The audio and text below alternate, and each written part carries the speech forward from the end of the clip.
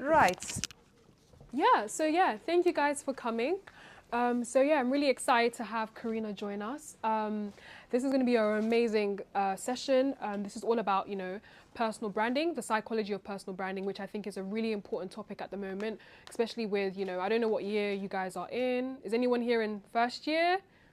Great. Second year? Third year? We've got everyone from different years. So as you know, like personal branding is going to be a really huge thing, whether you're applying for placements, internships, or even the graduate scheme. So having that is really, really important. And that's what we're going to be discussing here with Karina. So I'm really excited to introduce you, Karina, here.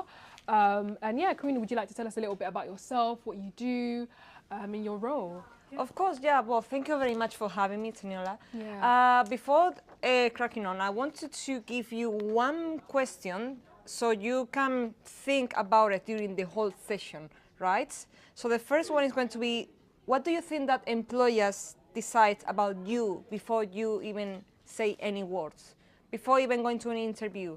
Yeah, so you need to keep thinking about it, and then at the end you will have more clarity about the answer. Yeah, I actually have them on the board, so oh, yeah, so you can be thinking about them as well. Exactly. Yeah. The second one is the next one. Yeah. So think about those two, and at the end we will discuss about it. Yeah. About me, I'm Karina Karn. I was working as a senior marketing manager for multinationals, medium-sized companies, small companies, for over 14 years. And now I decided to have my own business. And I'm a fractional SMO, which is a chief marketing officer for medium-sized companies or enterprises. I work only for the UK companies and for the US, East, Boston, New York, Washington, and London specifically, yeah? So I have obviously a rich knowledge to discuss today about a matter that is very interesting for you guys. Thank you very much for coming. If you are here, it's because you want to learn more about the psychology behind hiring decisions, yeah?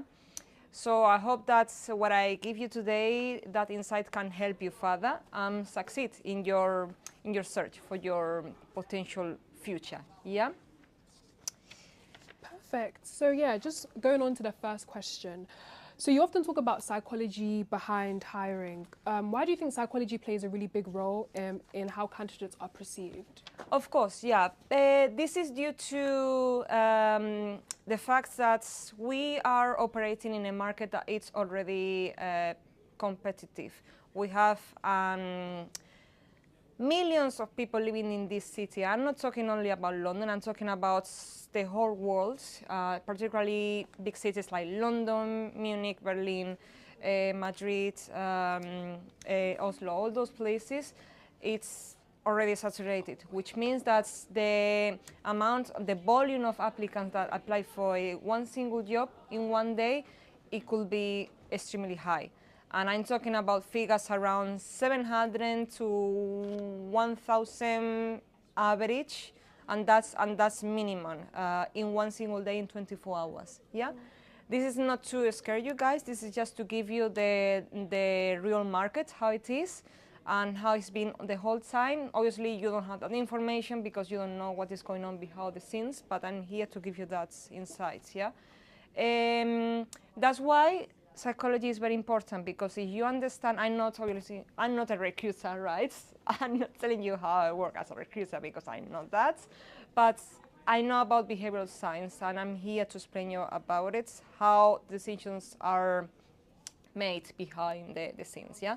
The reason why I know these things is because my foundations are behavioral science, and I use that in my daily job as a fractional SMO, because psychology is very important, and I use that all the time when I'm working with companies, because marketing is all about strategies, and in order to succeed, the reason why I'm hired for a company to work with them is because they need someone with psychology skills to understand how the market performs, and what are the invisible triggers that trigger a decision to buy a product or service. If you don't know that, you are operating in a blind spot. You don't know what's going on, yeah? That's why it's very useful to understand about psychology, because if you understand how consumers behave, you can predict behaviors, yeah? And I said, okay, no, it could be also very useful for students, not only for companies like you guys, because it's actually the same frame. You are looking for a new job. You are graduating, you are finishing your last year, for example, of university, and you are in that blind spot where you don't know what's going on, and you need direction. You need to know where to go, how, when, you know. So it's very important that you know that. So the psychology behind is that the way that, because when you find for a new job, there are a few stages here. First is the recruiter, either inside in the company or outside. Then you have the company that decides, and then the last stage or third stage, which is the director or the CEO that needs to say yes or no. Yeah. Going back to explain you how companies work. Companies are an economic exercise, which means that as a company, I have also a limited company. The way that we operate is we want to reduce risk and we want certainty. Yeah? The more clarity that we have, the better decisions that we can make, and we want to mitigate risk. We don't want risk, which means that we need to be very precise in order to succeed on the profile that we choose for our roles that we are opening in the markets.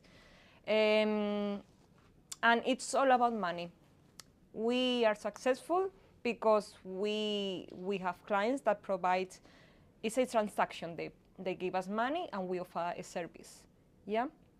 So that's why it's very important to understand that, because if you put yourself on the founder's shoes or the CEO, you will understand more what is going on behind those decisions. Yeah, it's pure psychology. And yeah.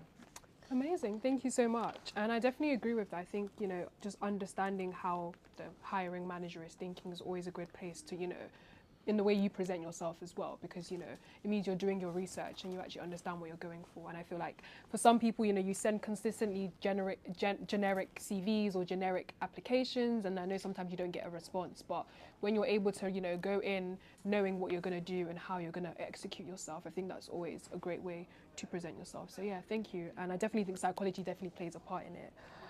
The next question is, what tends to distinguish candidates when they're making, these, decisions? What makes someone stand out? What makes them different when they are applying for a job? Because, especially a lot of people, especially who are graduating, we all have a degree, we're all going with the same sort of, qualifications. How can someone stand out, and how can that relate to psychology? If you want to go slow, be like anyone else. If you want to go fast, be different, which means that if you understand very well, that's why they always say, research that company before doing anything, before going to an interview, because they need to know that you understand first the industry, and second, you understand their core problem that they have. You are a problem solver. Either you want to work as a marketing manager, or you want to be a researcher, or you want to be a psychologist, anything, any career, you need to understand that. If you provide that, you are going ahead, and instead of be the 700 on the ranking, you are the number 40, for example. Yeah. And it's actually, there is a research about it. There are 4 frames here. So the first one is risk reduction. As I said before, they want to reduce the risk to hire someone, right? Because keep in mind one thing, they won't have you only for 1 month or 3 months. They will have you probably for 1 year minimum, or even sometimes 8 years. You don't know. Yeah, so that's why it's a risk. Second thing is trust and safety. You need to give signs of accountability signals, right? They need to be able to trust you. your words that you are saying, that you can solve this and that, and why you are good, and this and that, X and Y. Yeah. The third one will be the signal strength, which means that you need to be very precise on your communication. What are you saying? Why are you saying that? And the fourth one is the one that will say yes or no. I want it, or I don't want this person. Is the emotional part. Is there any familiarity with these candidates? That's it, and actually understand why he's different. There are multiple things, multiple layers, yeah, but I always put it in these 4 frames, yeah? And that's basically it. I'm not going very deep, but along the question I will go deep and deeper, so otherwise you will be very overwhelmed, but I don't want that, yeah? Yeah, I was going to go into like more of the authenticity bit actually. You know, everyone says, you know, be authentic, you know, come as your authentic self. Why isn't that just enough? And how can someone, you know, almost, I guess, position themselves authentically when they are going for an interview? Of course. Of course, you need to be authentic who you are. You cannot give something that is misleading. Of course, you need to be authentic. And what it's on your CV and on your LinkedIn and on your portfolio needs to reflect that, of course. But what I mean with that is that you need a structure. They don't want someone perhaps chaotic, that they have this and this and this and this and this and this. They want someone that knows what he wants, has a vision in their careers that they want to develop. In your case, because you are entering the market, right? Of course, your target now is to develop your skills. Yeah, it's not just to have a nice CV or keep the momentum, right? You want to grow, you want to learn, you want to be immersed in that experience, right? That's what I'm saying. I'm saying be authentic, but at the same time have a structure. And of course, you need to reduce the uncertainty. When you're having the interview, right, they will have many doubts about you. They are scared if they are going to make a mistake or what if, because keep in mind one thing, they interview around 100 people a year, that company.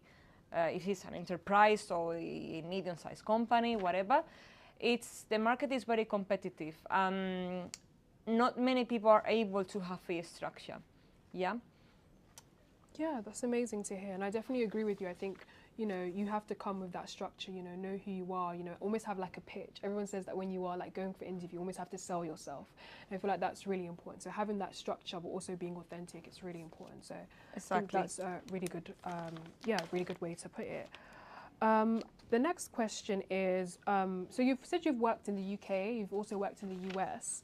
You know, how do you like branding principles used for those like different companies? You know, how do they kind of, I guess, change, or what do they have that, you know, we could also understand, or like any real life projects you're also working on would be great to hear about. The branding. Yeah, the branding strategies of those companies. Yeah. Oh yeah, of course. So a company has a way to frame things in a way that we use personal branding for everything. Yeah, even though you don't realize, you use personal branding for even to find a job in the job market, right?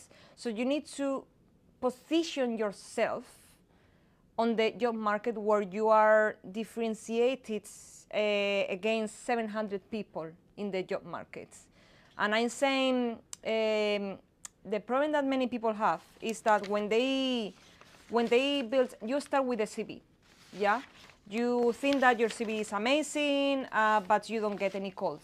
And you think, what is going on? Is this because I'm not good enough, or I don't have enough skills? And you keep thinking perhaps, the current mistakes that I'm seeing all the time is that people keep studying and more and more. Okay, maybe a second master's degree because I'm not getting many jobs. Maybe a course on something, or maybe I don't know, a master's, I don't know, it could be more and more and more. And I'm seeing that even in my friends. And I'm not anyone to tell them, no, stop doing that, because, you know, it's what they also want. And sometimes it's good, but they are not choosing you because of having multiple careers. They are choosing you because you provide something that it's clear, you have a structure, your CV is very clean, and they understand you in 1 second. Recruiters, they receive, as I said, multiple applications. They have connectively, they are overloaded already. They have to make decisions in 5 seconds, yes or no. Do I want this one or not? When you apply online, right? So if you position yourself in their shoes, if I in one single day, I'm working and I have 500 CVs that all of them look the same, and you think that's why do I need to position myself as a brand, right? Because at the end of the day, you're a product and you need to be on the market and sell yourself. Sorry to say that, but that's what it is. Technically, it's like that. You are in a market that is already competitive, it's already saturated, and the recruiters are already mentally overloaded. So the way to stand out in that overcrowded market is to have a differentiation, to be unique, to offer something that nobody has. And that is not solved by a master's degree, because I've seen CVs as well before when I had another venture. And believe me, everybody has a master's degree or a degree, bachelor's degree in whatever science. But if you are able to be unique and narrow down your particular niche skills that not many people have, because the problem is that to build a good brand about yourself, to position yourself good in these saturated markets, is that you need to be able to build a brand where you position yourself with unique skills, niche skills that not many people have, because people are very scared. They want things fast, easy, and everybody's afraid to not follow the mass. Everybody wants to put generic skills. For example, you always see on the CV problem solving. Every single person uses the same keywords all the time. Or time management. Yes, who doesn't know how to manage their time? You know, it's common sense. If you are able to find niche skills where is high demand and low offer, this is a marketing strategy. You win, right? Of course, you need to use keywords that industry that you are aiming are searching for that. Because if there is no high demand, it's pointless. And there are multiple things here, multiple layers. But that's a core one, because people tend to be very generic. And that's the main issue as well. Yeah, no, I definitely agree. I think also like the whole master degree thing is quite funny, because even I work as a careers coach and I see a lot of students, you know, going for that. And I think sometimes it is because they're really scared to go to the market. Like they're not ready to go to work. So they always feel like maybe hiding themselves within education is always a good step. And I feel like it is quite important to, like, I guess that's why we have these kind of events, to talk to people and understand that, you know, it's not about just going for a master's to hide yourself from the market. You have to go out there and step out to the market for you to actually be able to, you know, sell yourself and get, get something valuable for yourself. So I think, you know, just having, what you touched on was really, really important. It's funny enough to say even your friends are doing it. I think it's something that a lot of people just tend to do. And it's not something wrong. I'm not saying that. It's nothing don't wrong. Study further. Study further, yeah. It's just, I guess, knowing if it's right for you, you know, not just making the decision just because you want to not go into the market. I'm saying to be more specific and don't be afraid. Like if you think that it could help you to be more niche on the keywords that you use, and not only on the skills section on your CV, I'm saying around the whole CV, use those skills, because recruiters, I will tell you a secret, they don't read CVs, they scan CVs. Looking for those secret keywords. Do they have them? No. Next. And the reason is because the volume that they have. We live in a big city, and I seen that I have also a business before and I was looking for candidates, and I have in one single day 750 candidates. Believe me, I didn't have energy. I already found someone in the number 20 in the ranking, but I said maybe I could go further and I can find someone even better. My imagination, but I ended up wasting time and energy, and when the number 20 was enough for me, but that's why I'm saying sometimes they are not happy with that candidates. That's why they do an interview and they don't like that person. That's why they do a second round of interviews with new candidates. That's why you see jobs sometimes maybe on Monday and then they post it on Tuesday.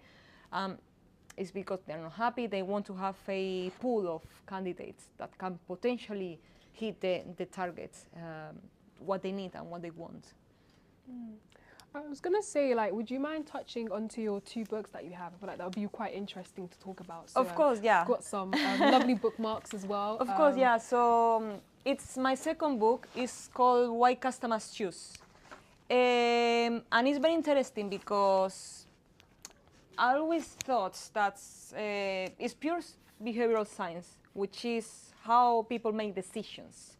Yeah. What are the invisible triggers behind that someone choose a product or service, or they choose a person? I'm not talking only because obviously I'm a founder and I work with companies, but you guys, you don't apply that, obviously. You don't have a business, so I'm here to help you because I translate behavioral science also for you.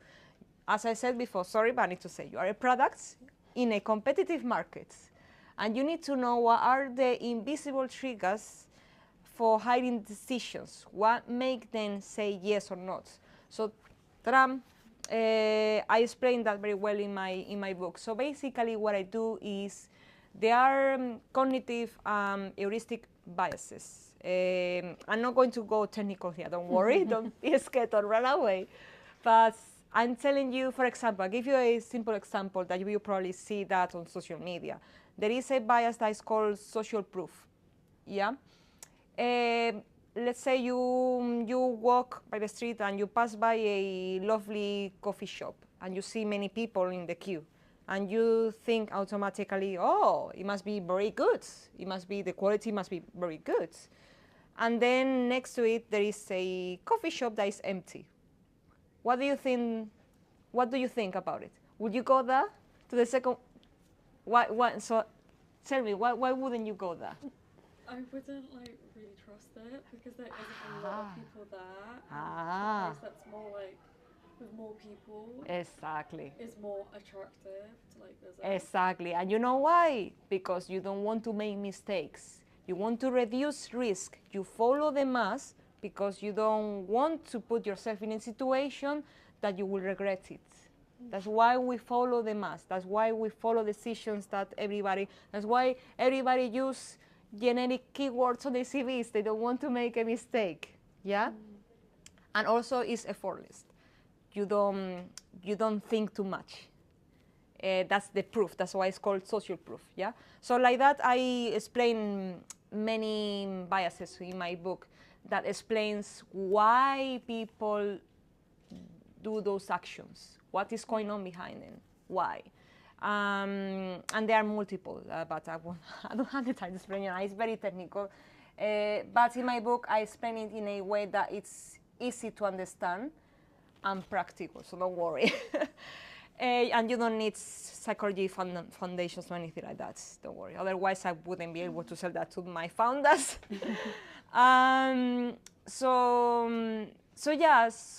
what I wanted to explain you is that I always put it like a common factor here, like the way is the decisions science, basically. How people make decisions. Why would you go to that store that is full of people and you don't go to the other one, for example? So that, on the book, I explain the reason why. Not only the why, I also say what you need to do. For example, imagine that you have a business, right? And you don't know those things. and you keep trying to sell a product that you don't put, for example, reviews. Like, you know, on social media where you see that trend that many people are, oh yes, I bought these trousers. Yeah, I bought it in that shop. And everybody is posting the same with the same brand, like Levi's trousers. Yes, many people bought the trousers, right? Yeah, so TikTok that's shop, they do it all the time. Thank Yeah. you. There we go. Yeah. So that's social proof, and that's very important for a company because it's very basic what I'm saying. Obviously, there are multiple things, many biases. But if you don't know those things, you are stuck, not selling, and you cannot scale your business. So the same with a candidate that is looking for a job. If you don't know those things, how are you going to be able to sell yourself on the market? Social proof. Like, do you have social proof in terms of do you have a degree where you have prior experience, not professional like intense, but for example, if you work for the university or for like an internship, something like that, that's already social proof. You're already validated.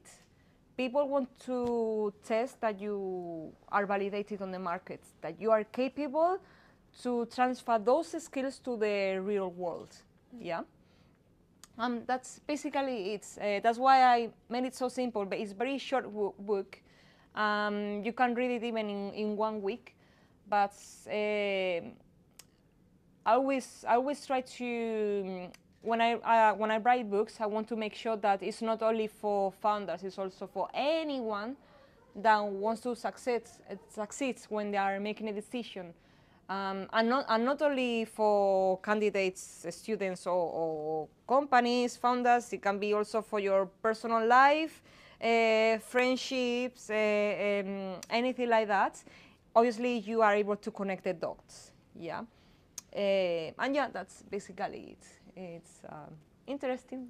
Yeah, no, that's really amazing. I think the idea of social proof, I didn't really know that concept, but it does make a lot of sense. You know, like we tend to kind of go with what we see, like, you know, like there's always like almost like a cognitive blueprint, and we tend to follow that. And like I've seen a lot of things now, especially with personal branding, you know, being audacious or having audacity and being different is how you get, you know, how you get to places, you know, having that like entrepreneurial spirit, everyone says, you know, doing things differently is how you get noticed. And I think that really talks to the social proof idea, you know, when you sometimes follow how other people do things, it doesn't necessarily always, I mean, it reduces the risk, but it's not always, you know, the best, if that makes sense. So I think, you know, that is a really, really good phrase to kind of put it. So social proof, I love that. It's really, really good.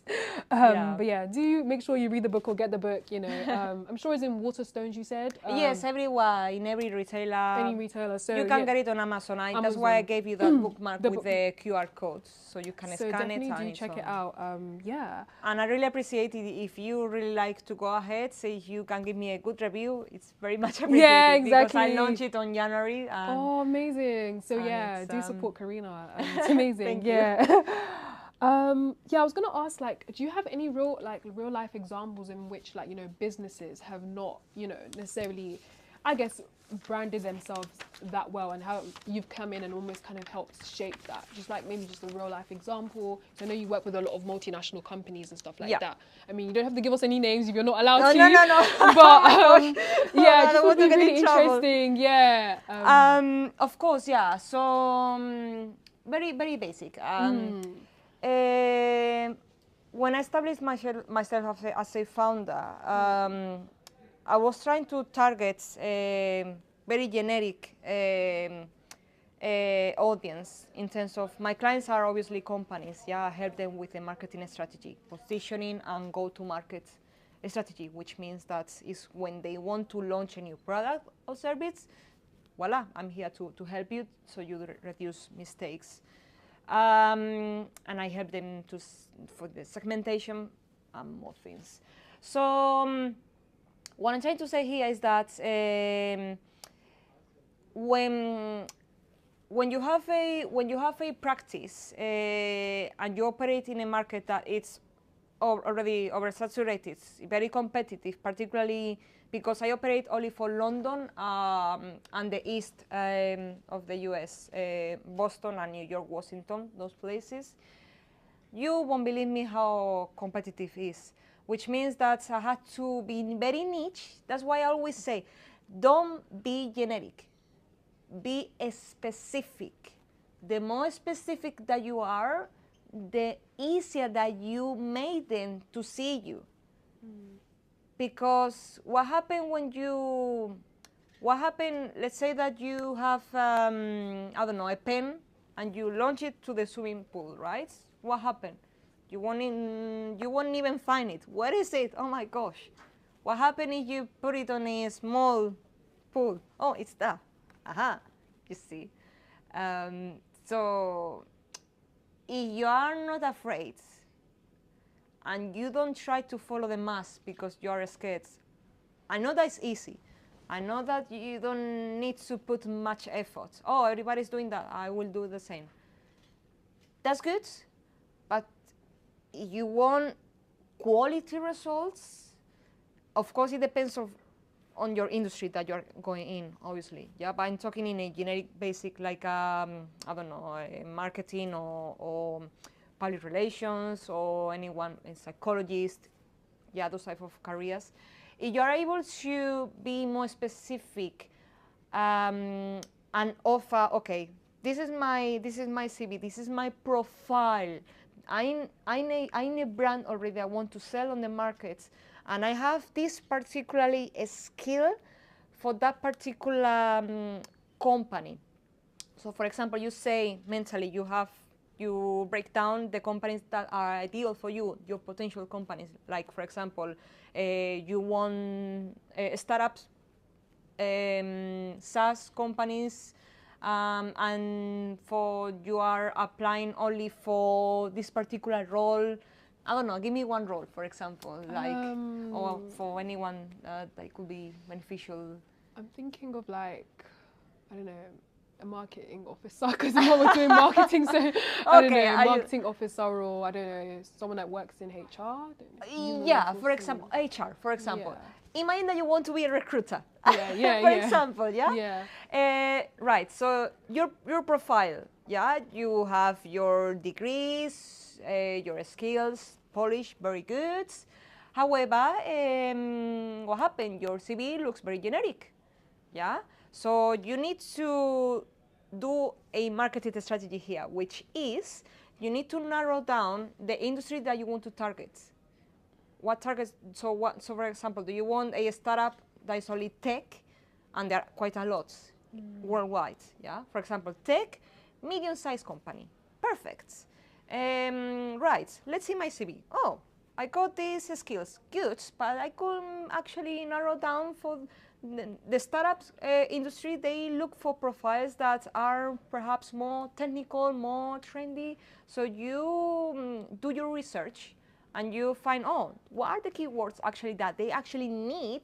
What are the problems that I can solve that nobody can do? What happens is that in one single day, you position yourself as a brand hire. They see you in that overcrowded market where everybody is the same. I cannot find you. How? I'm here. You're different. There we go. If you are able to be different, you're able to win on the markets. I'm not saying, please be careful with my advice. I'm not saying, yes, I want to be different. No, don't mess up your career either. you know, you need to have criteria, right? Obviously, don't go crazy. But I'm saying that I started when I was very, very young. I don't remember, 22, something like that, working. And it was very long, like, I don't even remember, but I'm telling you, I'm coming from south of Spain, from a small town called Marbella. And it's very competitive, extremely competitive. And I had to learn fast and in a small period of time. And everybody were very good, qualified. Everybody were talking multiple languages. And I didn't even have experience. I didn't even work in a company before. So that's why I wanted to give you my knowledge to help you so you can avoid those mistakes. And there are many factors here. It's not only your CV, it's only the presentation. When you have an interview, for example, you need to also, in terms of psychology, you need to give an impression that they perceive you like the right candidates. You need to have self-confidence. You need to know your stuff. You need to expect that they will ask you anything to test you. You are really into that industry and into that role. Obviously, you need to show motivation, all those type of things, yeah. But the most important thing, familiarity. And when I'm saying that in order to make the right decisions, recruiters, and not only recruiters, the actual company, imagine that you already passed the first interview with a recruiter, which is the first stage. Woohoo! Congratulations. You go out for the interview in the company. They are the ones that they will assess everything, right? Obviously, they won't be very, you are new, you don't have enough experience, they won't be very tough on you, obviously, right? But still, you are competing with many people, right? So, familiarity. This is a key word that is very important. They need to feel familiar to you in terms of if you're able to say something that resonates with them, you are winning much more doing something like that. And saying, for example, an example, right? Imagine that they did something in particular in their company. They did a celebration, the 20th anniversary in their company, and you research that, and you mention that, they feel that sense of familiarity. Oh, she's one of us. Whoa. They don't tell you that, but they feel it. The way that we make decisions it's the perception, how they perceive you. Are you confident enough? Are you interested? If you are interested, it's because you already gave them, oh yes, I saw your anniversary on social media, congratulations. Oh, this candidate looks very interested in my company. I trust him. And as I said at the beginning, decisions are purely emotional. At the end, emotions, nothing else. I don't want to go very technical on here, but in psychology there is something called the amygdala. It's part on our brain, which is the emotional part. We make decisions based on emotions, what are perceived from these candidates. And as a customer, because I work as a marketing leader, so I need to understand what are the decisions behind their minds as a customer to choose my product. So people are purely emotional. They make choices and they buy something when they can satisfy that need.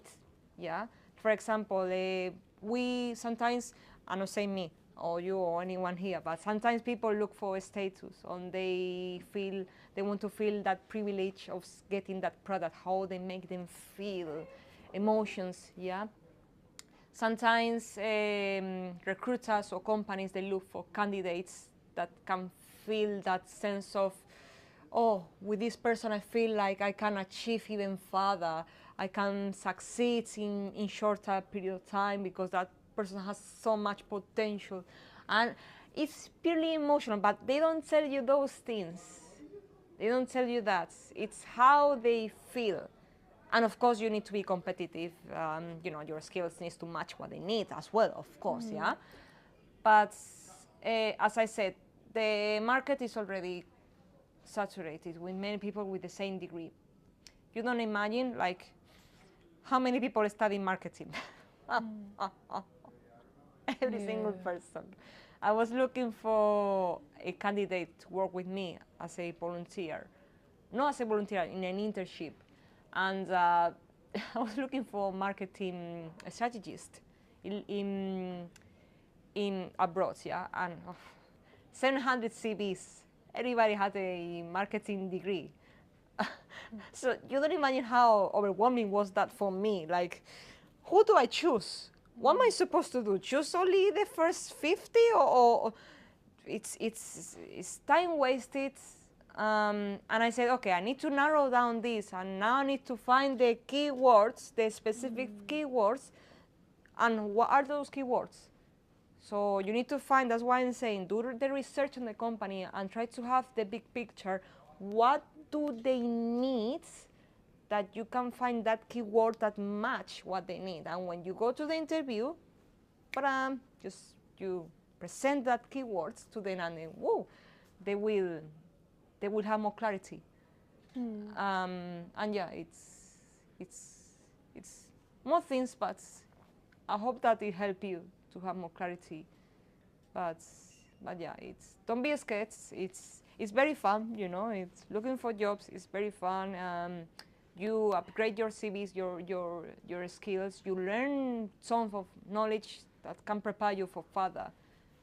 And being ambitious is very important, because I've seen people when I was working that I don't know, maybe it's because they follow the mass, which is quite common, and I understand that, but it's like that lack of ambition to go further and find something that is even suitable for them. Yeah, don't accept the first thing that you know. You need to be ambitious and think, okay, I deserve better than this.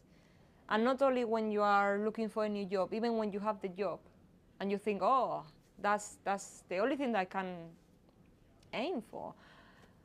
Believe me, I've seen so many people with so much potential, and I'm not anyone to say anything, and I left those industries, and I keep thinking they could have done so much, but they were so scared to make that first step.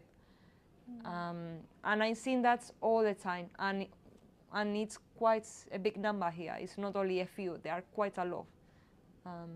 Yeah, no, I definitely agree with that. I think that's such a good way to leave it. I think, you know, especially in this world, it's quite hard to take those risks. And, you know, even us, you know, as a committee, you know, taking the risk to start this society, you know, like, you know, it is a risk, but it's something that we really have passion for, and we really believe there's like something that needs to change within our uni. So I think, you know, I think it's something that sometimes you have to do. And I feel like for us, it has been really successful and been a really good outcome for us. So I think it's just taking that leap of faith, which is quite scary for a lot of people. Yeah.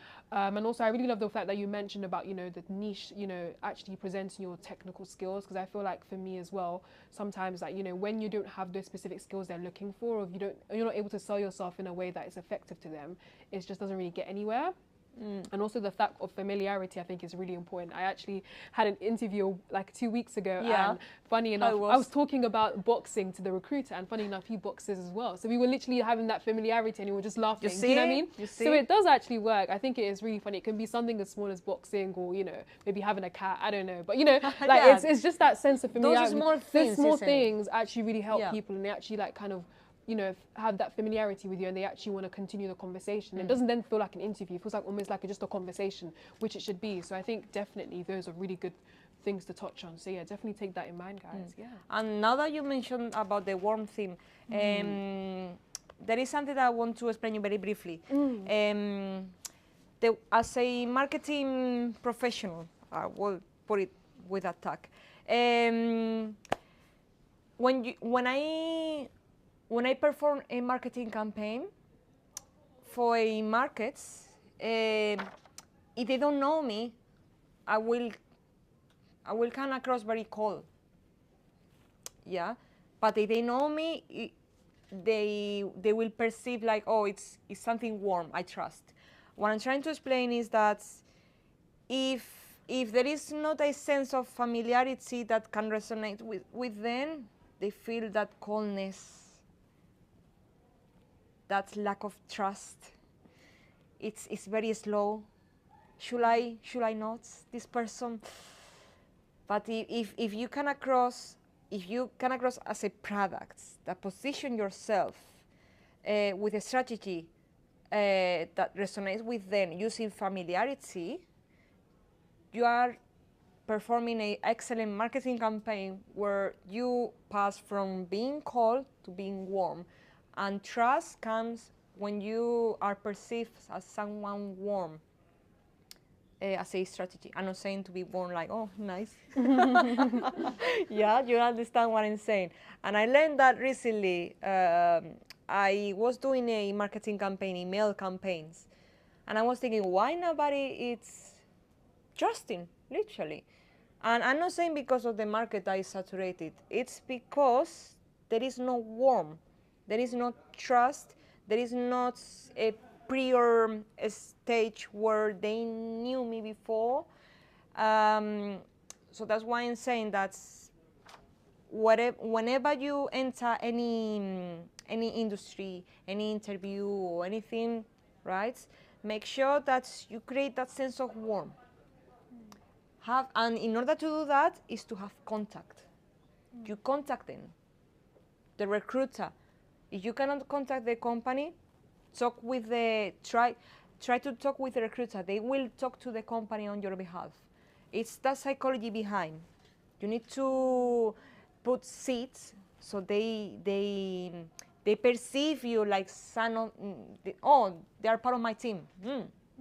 They don't tell you that. They have that in their unconscious mind. That's what they think. That's how we make decisions. People cannot even put it in words because it's very hard, but that's how we perform. We make decisions. Not talking about decisions, we make decisions in one single day. We make 35,000 decisions in one single day. In one single day. That's an average. So I tell you already quite a lot. Yeah, that is a lot. Yeah, I was thinking about the familiarity thing. I think it's so the warmth and the coldness you're talking about. It just makes me think of like, even like everyone says that it's who you know, it's the connections. And, when you're able to build that rapport with people, you just tend to just get into those spaces quickly. I know people that have been able to get things through just internal connections, but they've been able to present themselves in a way where people can just talk on their behalf and they can just get the job like that. So I think it's just, I definitely get what you mean through the contact and the warmth. It's really, really important. Yeah. It's very important. Of course, don't be afraid. Try to be very casual on the conversation. Don't be impatient. Don't try to find the shortcut because it's guaranteed there is no such a thing unless you know someone and that person knows someone. That's the different story. But I'm talking to be patient, and in that time of waiting, position yourself very strong, learn your stuff good. So once that becomes the opportunity, you are ready. So you don't get anxious because you're not ready, right? That's another thing. Any of you in this room has problems when they have an interview that they get nervous? Do you get nervous when you have an interview, or you feel like that is something casual? I get nervous actually. Yeah. All the time. I think it's just. Why is that? What is the common? Why? I think for me sometimes it's just like, I guess the uncertainty, as you said, like you're not too sure what. I mean, I know what I'm being interviewed, but you don't know how the people are gonna be like. You just don't know. It's just, I guess, a new territory, if that makes sense. So it's something new, but yeah, that's kind of how I feel. Okay. Yeah. Now I will tell you something. Is anyone that wants to say something else? I feel like for me it's similar as well. Like even when I do prepare for the interview, I went through everything that I could go through that I think they would ask me.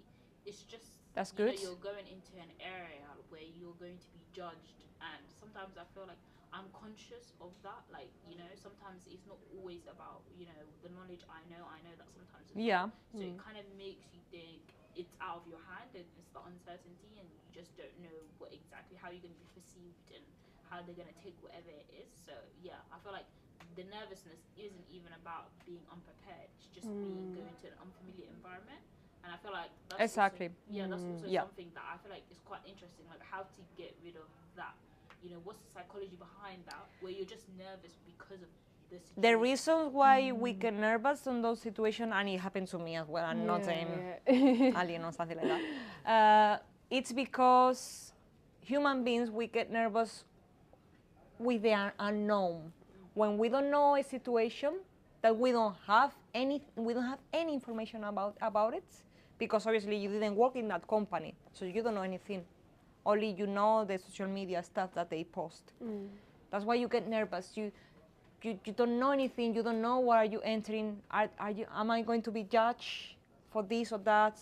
Maybe they see something on my CV that they ask me. I don't know how to argument that.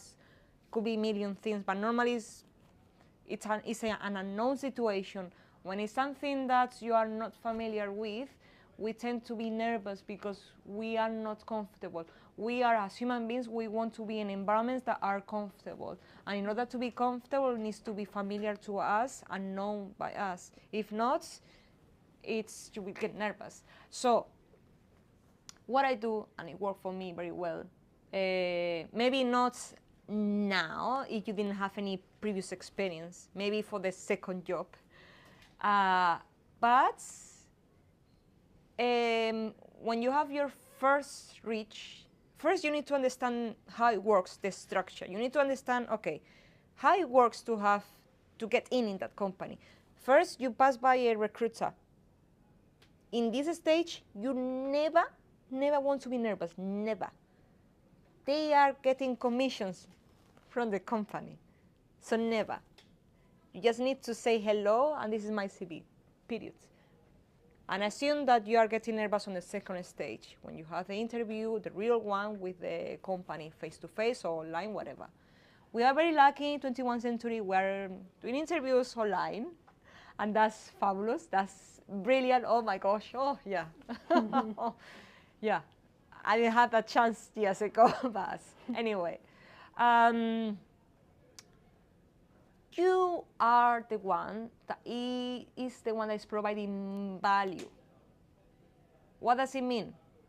They have a need. They have a problem. You're not the one that has a problem. They have a problem. And you're a product, again, on the market that needs to be sold, right? So you are the one that has that solution for them. So let me explain you this. So you are not waiting for them to tell you yes or not. You are validating, thinking, should I accept this? Let me explain this again. They need to be convinced, of course, common sense, because you are entering in their world.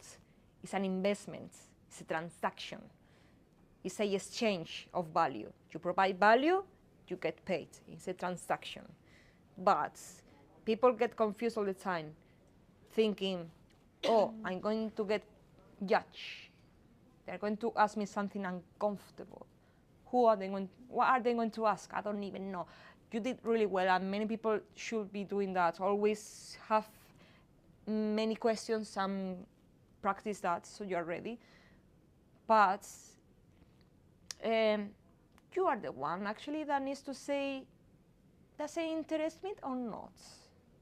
And you have self-confidence that you never position yourself in a way that you feel below them, because that perception in psychology, it's an invisible one. That perception, they will smell that, or that person doesn't have enough self-confidence. She's getting nervous. I don't trust her. This is going to be risky for me. No, something is going on here. You go to the interview very relaxed because you did your homework before. You did the research, you prepared your questions, brilliant, that's good. But you're a high-value product on the market. You already prepare an excellent CV where you use generic keywords, but sometimes you put some niche keywords that they probably need in that niche industry. And you're very valuable as a person. The problem is that in the real world, candidates, and I'm talking about everyone in the society, we have low self-esteem. And that's we need to go back and go to the first layer. We tend to have low self-esteem, even if we don't want to recognize that. And what happens is you keep thinking and overthinking, oh, they won't buy me. I mean, they're not buying you know. But I'm just trying to have some analogies here. But because you have that, some people, I'm not saying to have overconfidence. That's really bad. That's very bad, because you're going to make many mistakes as well. You have to have a healthy esteem where people can perceive that. Yeah, you need to wake up every day, look at the mirror, and say, this is who am I. I have my friends, I have my family, my relationships, whatever around me, and I'm part of this society. And if I'm here, it's because I'm valuable. I'm explaining, this is pure psychology and also sociology. I have a big background in sociology as well. So, as human beings, we are born with value by default. Let me repeat that again. We are born in a society where we are automatically accepted and we have a default value. You are not born with low value. You are already enough, which means that if they choose you to have the first stage, an interview with them, is because they saw already something in you. And this is called in the marketing, in the funnel, it's called interest. First you have awareness, then interest, then conversion, then retention, which is loyalty. Awareness, you go there, you apply, they see you, wow, you exist. Interview, interest, ooh, she has something. Let's see if she can convince me. No. You say, do they actually, is it interesting for me? Not like, oh, I'm too much for them. No. Do they interest me? You will see the real change there. You are going to go, your next interview after this meeting is going to be wow. Yeah.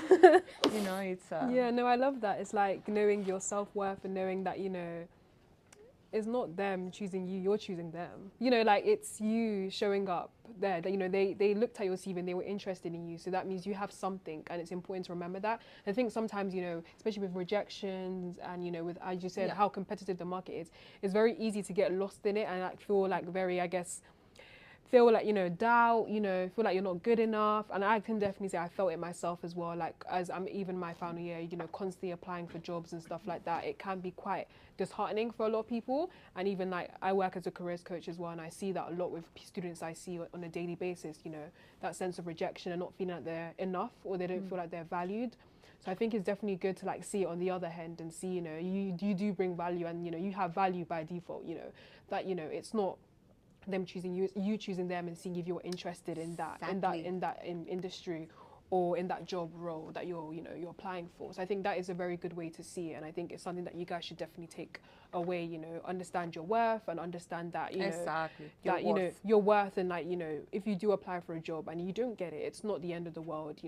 There's so many different opportunities that are there for you, and you'll definitely find something that's out there for you. You'll find what's right for you, and I think that's really important. That patience, but also, as long as you do the preparation, you don't need to worry. You've done what you can, and you just leave it. I say leave it to God. That's what you have anxious. You have anxious with the interviews because you were not ready.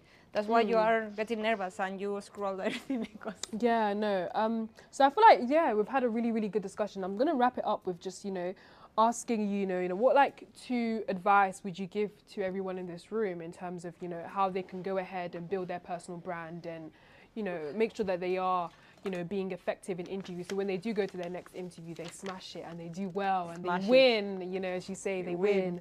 They win and they convince those hiring managers. So yeah, what would like be your 2 pieces of like advice you would give them? They don't choose you because of your CV. They choose you because they picture a future with you. Write that down, guys. Yeah? Yeah.